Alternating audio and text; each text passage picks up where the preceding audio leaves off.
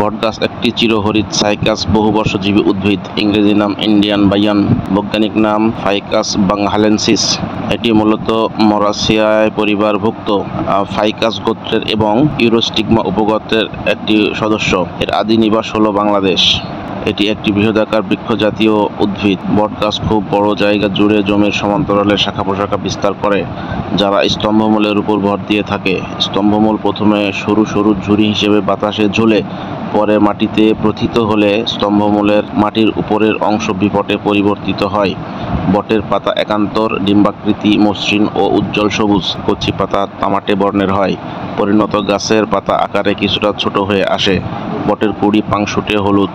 খুব অল্প বয়স থেকেই বট গাছের ঝুরি নামতে শুরু করে। মাটির সমান্তরালে বাড়তে থাকা ডালপালার ঝুরিগুলো একসময় মাটিতে গেঁথে গিয়ে নিজেরাই এক একটা কাণ্ডে পরিণত হয়।